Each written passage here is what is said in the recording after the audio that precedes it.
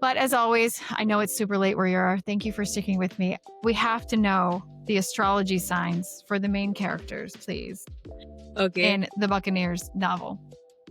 all right. So we have a very interesting astrological bunch amongst our protagonists and all the side characters. So I'll start off with Nan because she is mostly the protagonist of this novel. So I think Nan is. I was debating between what earth sign she would be, and I came to the conclusion that she's actually a Capricorn because at the end of the day, no matter how young she is, she kind of understands the way the world works. I mean, she is childish, and come on, she's a teenager. So I get it that she's not world weary or like very, how do I say, introspective and contemplative. Like these are qualities that you develop a little later in life.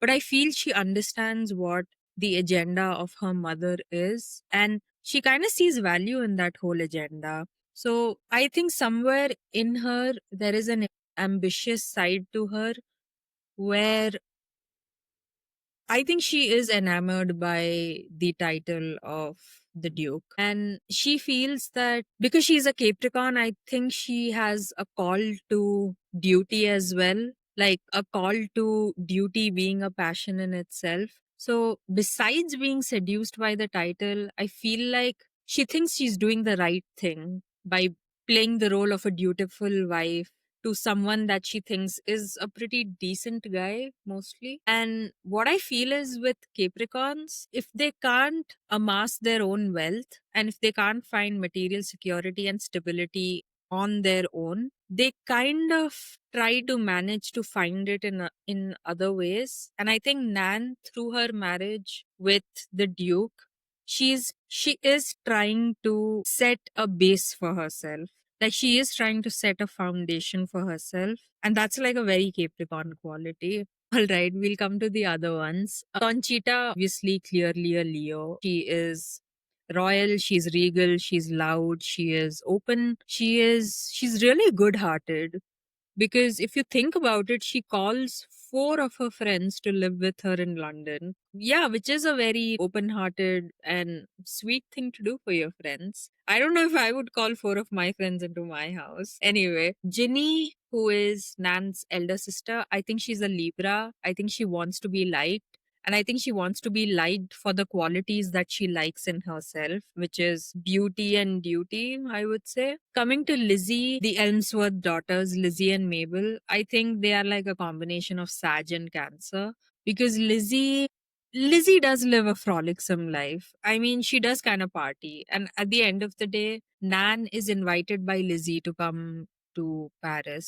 So Lizzie lives a large life, and that's a very sad quality. Mabel, I think, is a Cancer. She goes back to like the comfort of America and what she knows. Mrs. St. George, I would say, is a Taurus because she's really into fashion. She's indulgent and she's stubborn. Like when she wants something, she ensures that she gets it done. I would say Miss Test Valley is also a Taurus, but in a different way. She's a Taurus in the sense that she's stubbornly independent and she is so like stubbornly used to her way of life, which is a good life, that she's willing to give up things like Guy's father being with him. She's willing to give up that to like be stubborn to her own values, which I think is a really good thing.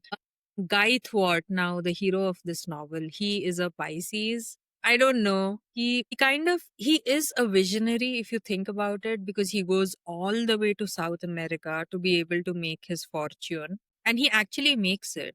And if you think about it, Pisceans, they are ruled by Jupiter. So I get the idea that he was visionary enough to be able to come up with a plan to make himself a lot of money. So I think he's a Piscean. Also, he's kind of like a lover boy. He gives like lover boy vibes, like not sad lover boy vibes, but just like lover boy vibes. So he's a Piscean. I mean, he's already been married once. He went off to Brazil, got married. Yeah, and You know, he's that didn't work. Then he's back in the ring, Yeah, just like a exactly. Pisces man. And that's also a very Pisces thing. Exactly. Like you need to have at least one or two failed marriages if you're a Pisces. Well, also with Pisces men, there's a lot of overlap between their relationships, if you Oh, get my yeah. drift. Yeah. And Lord Richard, I would say, is a Libra because I think he marries Conchita because he thinks Conchita is admired for her boldness, for her beauty, for her intelligence as well in a huge part. And I think he admires the fact that people admire her, so he admires her as well. And as a Libran, he wants himself and his surroundings and everything to be admired. I think he's just a narcissist who ended up marrying like a really cool girl. And that happens. Yeah. That happens. On holiday, when he was on holiday in New York. Also, he's a Libra man. I mean, come on. Would they not gamble away their money if they were like unevolved people? Yes. You know, well, I don't know how they don't know how we feel about Libra men, but Oh, I yeah, didn't no. cast anyone as a Gemini. Lastly, coming to the Damn it. Duke. Lastly, coming to the Duke, I think he is a Virgo because I think Virgos, if they take the idea of perfectionism in their life a little too far, I think they can go a little. I don't know how to explain it. Like, I think they can like blow some fuse in their mind if they really get like single-mindedly obsessed with gaining perfection in something. And I think he's like obsessed with clocks, and he's obsessed with it to the level where he wants everyone's clocks to work well and he wants his own clocks to work perfectly. And he has these weird oddities and eccentricities which I think is like a very Virgo man quality. I don't know. He's just off putting, and I don't like Virgos. He's a Oh, Virgo. but that's so weird that you don't like Virgos. You should love them because we're I both hate Pisces them. risings I and don't our know. seventh house of relationship is ruled by Virgo. I love Virgo men. I Honestly, mean, there's Virgo, some that aren't so great. honestly, Virgo stress the out of me. Oh my god, why am I saying the F bomb? You're fine. I love it. I love it. No, it's easy for me to. Like, they are really so effing annoying. Like, they will have this plan in their head, and if everything doesn't go according to that plan, they start stressing AF. And I'm a Sagittarian. I go with the flow. I'm a Pisces rising. I literally don't care.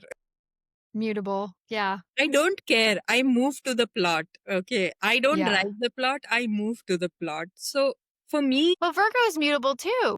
You should, I you know know, they are, but they are just so, I don't know. It's with Virgos, the intelligence thing works. Like intellectually, I like Virgos. I like how their mind works and how it runs. Virgos in themselves, I think they are just unpleasant perfectionists and they're just stressful. And I hate stressful people. I think it depends on the other placements. I'll have to say, in terms of Virgos, never again Virgo moon. I think Virgo moon are worse than Virgo sun, guy, girl, whatever person, Mm. because the moon is like, the feelings and how they are privately on the inside. And they can be so hard on themselves and Oh just my so God. self defeating. All the Virgo men that I've met were Virgo moons. They were not Virgo That's sun. why.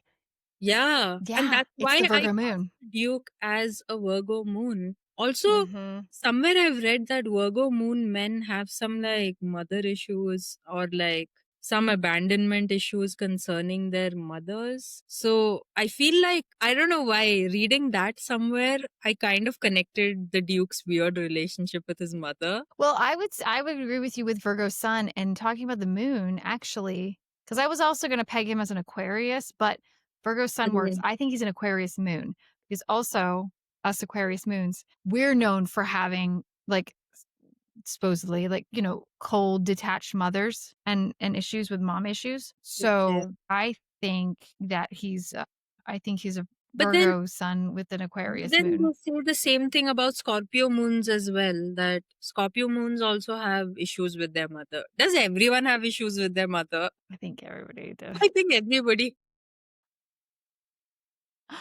That's so interesting. But I think it's interesting. Yeah, I think it's interesting too that you cast Nan as a Capricorn and Guy as a Cancer because they're on opposite ends of the chart. So they like get along really well or they don't. And I think that they're so different that they can get along together. You know what I mean? Mm. So I think that was a good choice. Yeah, I mean, first I was like, Nana's a Capricorn, but then as you explained it, I was like, yeah, I get it.